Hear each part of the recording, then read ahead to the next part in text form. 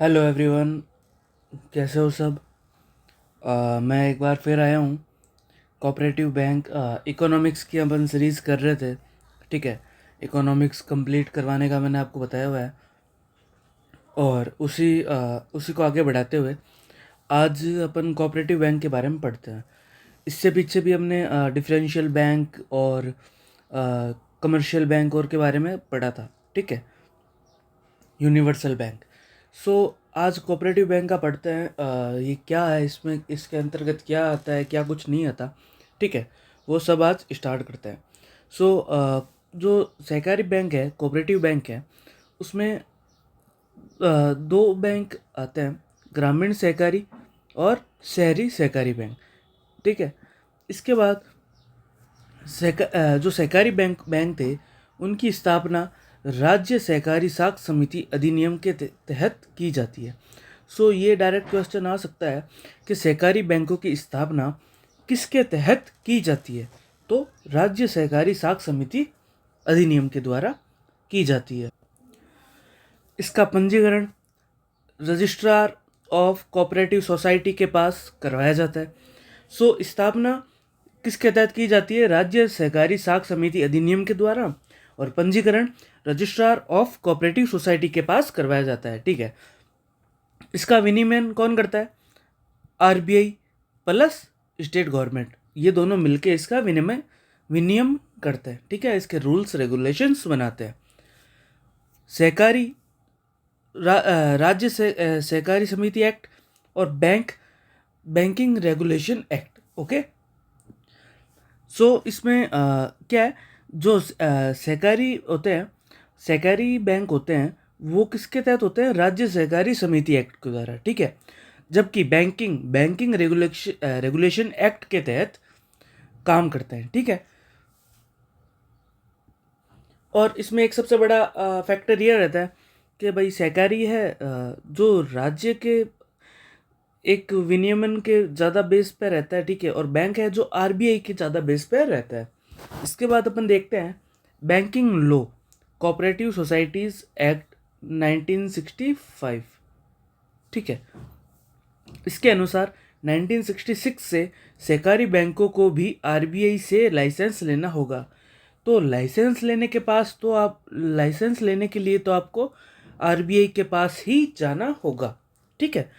क्योंकि ultimately RBI एक हम ये कह सकते हैं इन सब का एक गार्जियन है ना। आरबीआई ही इन सबको बताता है कि आपको क्या करना है, क्या नहीं करना, क्या करना है और कैसे करना है। ठीक है। सहकारी में थोड़ा ये रहता है कि राज्य का इंटरफेयर रहता है। इसके अलावा जो विनियमन है जो, वो ग्रामीण सहकारी बैंक। तो पहले क्या सीन था, जो ग्रामीण सहकारी बैंक है या शहरी सहकारी बैंक है, इन दोनों में जो भी विनियमन था, आरबीआई प्लस राज्य सरकार करती थी। ठीक है। तो आरबीआई प्लस राज्य सरकार थी, यही रेगुलेटर थे इनके। लेकिन सितंबर 2020 सितंबर 2020 में कुछ बदलाव हुए थे। ठीक है। उसके बाद क्या हुआ, जो ग्रामीण सहकारी बैंक है जो ग्रामीण सहकारी बैंक हैं, उनको तो नाबार्ड प्लस स्टेट गवर्नमेंट, और जो शहरी सहकारी बैंक है वो आरबीआई, पूर्णतः आरबीआई के अंडर में रहेंगे। ठीक है। ये हो गया। इसके बाद अपन फिर आगे चलते हैं। तो इसमें ये रहता है, आज थोड़ा सा मेरा गला ख़राब है ना, तो थोड़ा सा उसके लिए माफ़ी चाहूँगा मैं। ग्रामीण सहकारी बैंक, इसमें दो टाइप के बैंक आते हैं। एक तो अल्पकालीन तथा मध्यकालीन साख वाले बैंक, और एक दीर्घकालीन साख वाले बैंक। ठीक है। जो अल्पकालीन और मध्यकालीन साख वाले बैंक होते हैं, उनमें त्रिस्तरीय व्यवस्था रहती है, 5 वर्ष तक के ऋण उपलब्ध करवाते हैं। ठीक है। इसके अलावा शीर्ष स्तर पर कौन रहता है? राजस्थान राज्य सहकारी बैंक 1953। ठीक है। Like apex bank. जिला स्तर पर कौन रहता है? केंद्रीय सहकारी bank, central cooperative bank. Rajasthan में फिलहाल 29 केंद्रीय सहकारी बैंक है। प्राथमिक स्तर पर कौन रहता है? प्राथमिक कृषि सहकारी समिति PACS, ठीक है, राजस्थान में वर्तमान में 6,690 के आसपास है, ठीक है। सो इसमें एक मैंने यहाँ पे बना रखा है, ऊपर ही ऊपर हो गया apex bank state level central, ठीक है, और PACS पैक्स, ठीक है। इसके अलावा अपन इसमें अपन देखते हैं जो दीर्घकालीन साख वाले बैंक है, उसमें क्या रहता है, उसमें एक द्विस्तरीय व्यवस्था रहती है, 15 वर्ष तक के लोन उपलब्ध करवाते हैं। जबकि अल्पकालीन और मध्यकालीन साख में क्या था, ओनली 5 वर्ष, ठीक है। यहाँ पे देखो लिखा हुआ है ना, 5 वर्ष के लोन, यहाँ पे 5 वर्ष का था, जबकि यहाँ पे 15 वर्ष का। सो डिफरेंस आ गया, यहाँ पे त्रिस्तरीय व्यवस्था थी, यहाँ पे द्विस्तरीय व्यवस्था है। यहाँ पे जो शीर्ष स्तर है वहाँ पे राजस्थान राज्य सहकारी भूमि विकास बैंक 1957 है, ठीक है। जबकि जो मध्य या अल्पकालीन बैंक है, उसमें क्या रहता है, राजस्थान राज्य सहकारी बैंक 1953, ठीक है, वो काम करता है। और जो दीर्घ स्तर वाले बैंक है, उनमें प्राथमिक स्तर पर प्राथमिक सहकारी भूमि विकास बैंक होते हैं, जो स्वतंत्रता से पहले इन्हें भूमि बंधक बैंक कहा जाता था। क्या कहा जाता था? भूमि बंधक बैंक। मोस्ट इम्पोर्टेंट है, एग्जाम में डायरेक्ट क्वेश्चन आ सकता है, भूमि बंधक बैंक क्या थे? तो जो दीर्घकालीन ग्रामीण सहकारी बैंक थे, उनको जो फ्रीडम से पहले, स्वतंत्रता से पहले, उनको भूमि बंधक बैंक कहा जाता था। याद रखना। फर्स्ट भूमि बंधक बैंक कौन सा है? अजमेर 1924। वर्तमान में राजस्थान में कुल 36 प्राथमिक सहकारी भूमि विकास बैंक है। अजमेर, जोधपुर, गंगानगर में 2-2 बैंक हैं, ठीक है। इसके अलावा शहरी सहकारी बैंक, ऐसे सहकारी बैंक जो शहरों तथा अर्ध शहरी क्षेत्रों में सहकारिता पर आधारित बैंकिंग सेवाएं देते हैं। राजस्थान में कुल 33 शहरी सहकारी बैंक है। इनमें से 3 रेलवे कर्मचारी सहकारी बैंक है।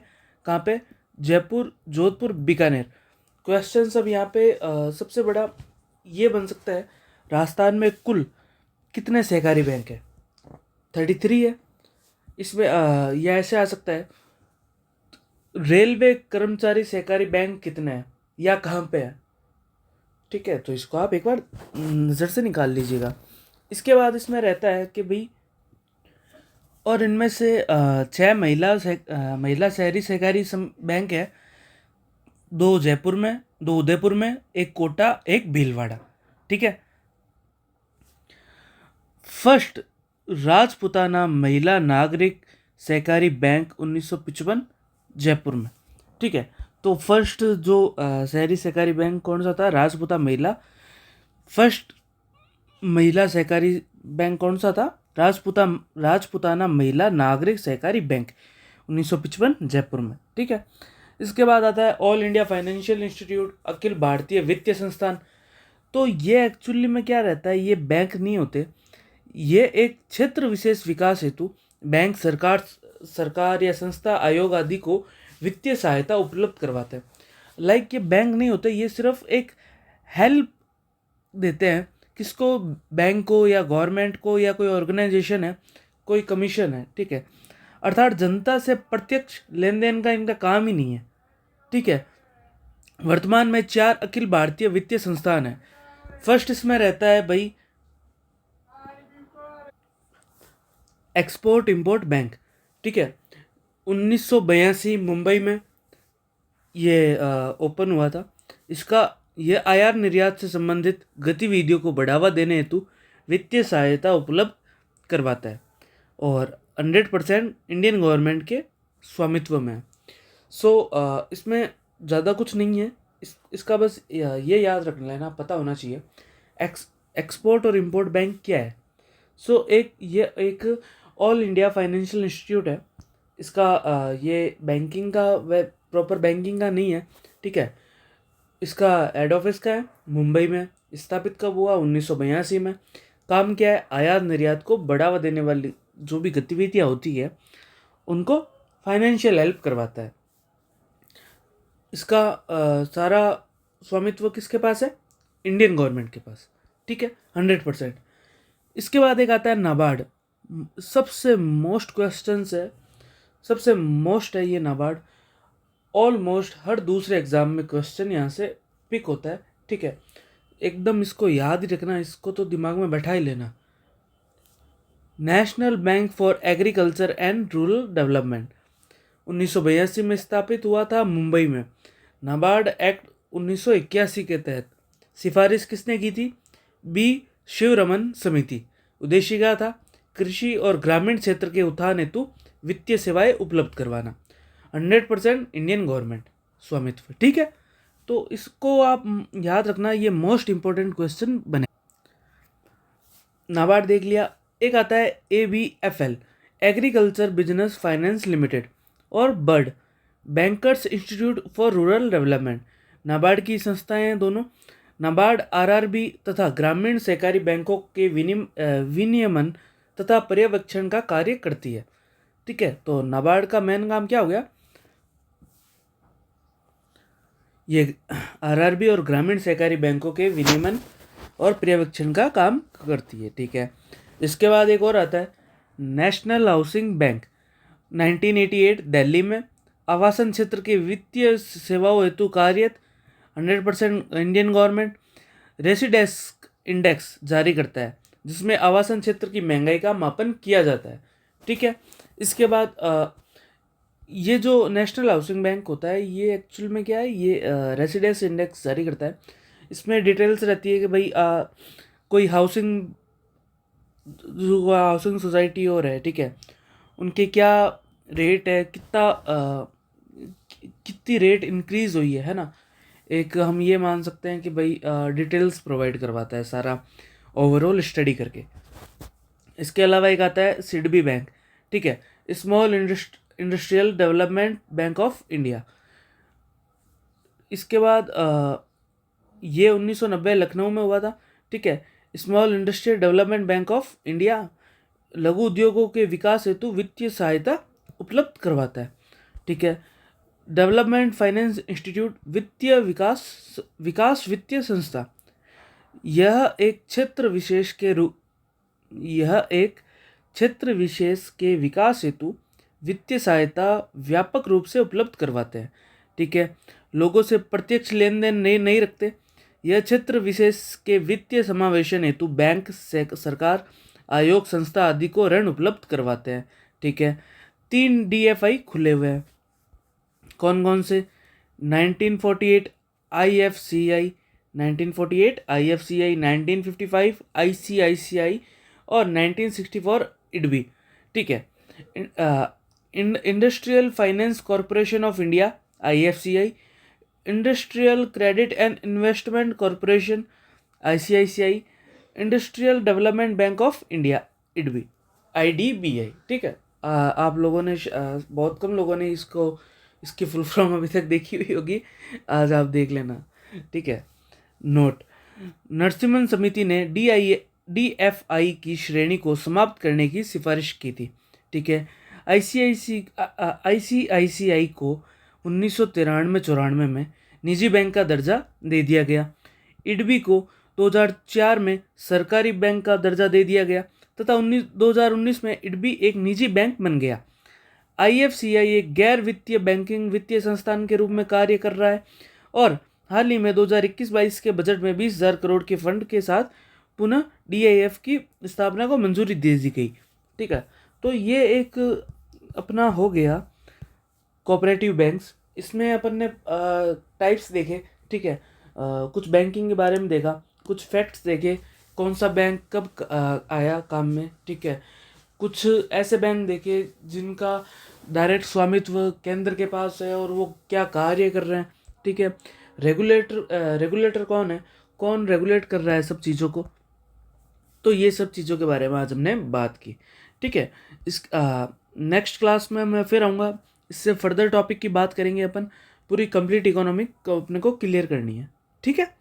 आज के लिए इतना ही, फिर मिलते हैं। जय हिंद, जय भारत।